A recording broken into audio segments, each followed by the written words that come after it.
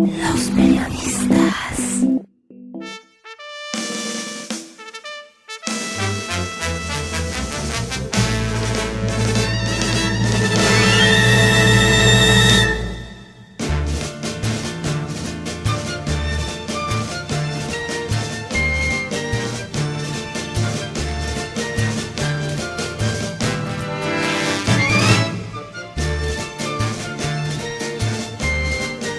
Los amigos de Salacaín sacaron los ahorros e hicieron una vaquita para la compra de los ingredientes de una comida con reminiscencias prehispánicas o hispanas y aptas para la cuaresma, es decir, donde la carne estuviera ausente.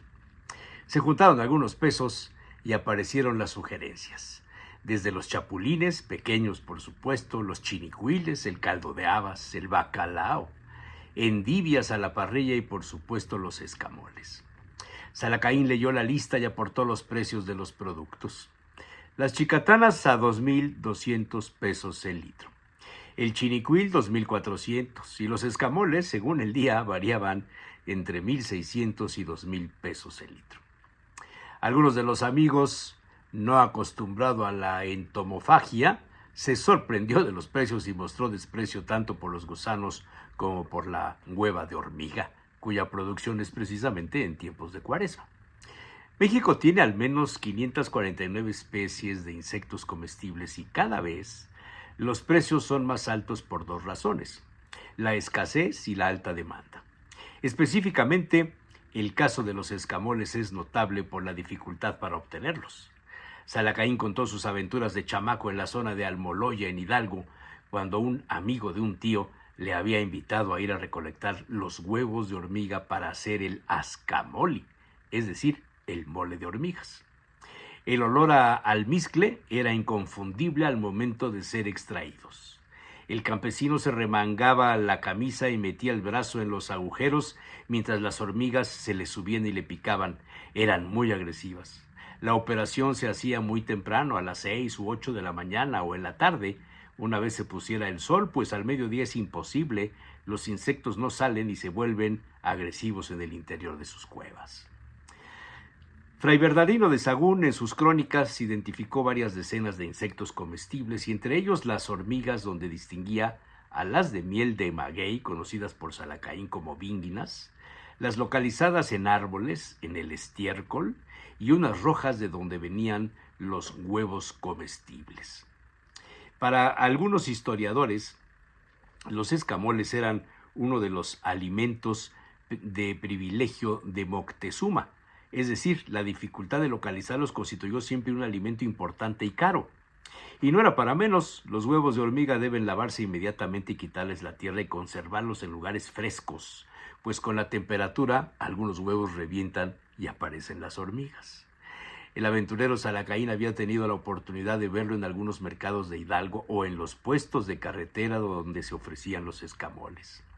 Aquel campesino recolector de huevos de hormiga le había contado a Salacaín el uso en su casa. Su madre le encargaba recolectar escamoles. Una vez lavados y hecho un caldillo picoso, se metían los huevos de hormiga a cocer junto con nopales cortados y epazote. Otra receta se hacía con los escamoles mezclados con algún adobo y epazote. Se hacían unas tortitas y se metían en un michiote. Se llamaban tortas de huevo de pípila, una receta quizá hoy en extinción.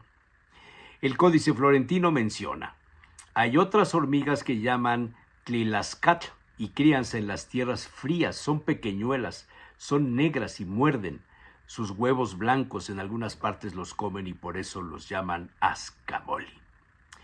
La demanda del también llamado caviar mexicano ha llevado a la producción a varias entidades. Antes se limitaba a Hidalgo, Puebla, Tlaxcala, Estado de México. Hoy se producen incluso en Zacatecas, había leído recientemente El Aventurero. Aún así los precios no bajan mucho. El año pasado el kilo llegó a estar en 2,000 pesos. Sin embargo, había algunas incógnitas sobre la preparación original del escamol. En tiempos de Moctezuma no había guacamole, o por lo menos no se menciona en ningún texto. Sí, la presencia del aguacate y por supuesto los chiles, menos existía la mantequilla, posteriormente usada en algunas recetas, principalmente por su bajo costo en relación al aceite de oliva extra virgen. Pero la costumbre del siglo pasado se ha impuesto en muchos sitios. El escamol se mezcla con mantequilla derretida y a veces cebolla e incluso ajo picado, hierbabuena de la Nueva España, como le llamaron hace 500 años al epazote, chiles serranos rebanados y por supuesto el guacamole tradicional. En casa de Salacaín la receta no era así. En algunos casos se colocaban los huevos de hormiga en una vaporera y apenas si se cocían, se rociaban con aceite de oliva y un poco de pimienta rosa o blanca. Otras ocasiones el escamol a temperatura ambiente se pasaba sobre un poco de aceite de oliva extra virgen, apenas para medio sancocharlos. Prácticamente debían quedar semicrudos para obtener el mejor sabor al reventarlos en la boca.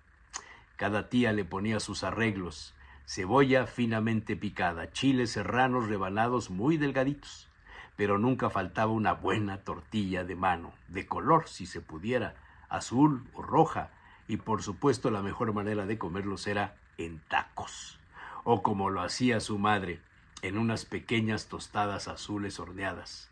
Sobre ellas se colocaban los escamoles ya preparados. Y un querido amigo de Salacaín había agregado otro toque en su casa. Al momento de calentar el aceite rociaba un poco de manzanilla o fino, con lo cual el escamol quedaba con unos aromas a uva palomino, a marisma. Pero esa es otra historia.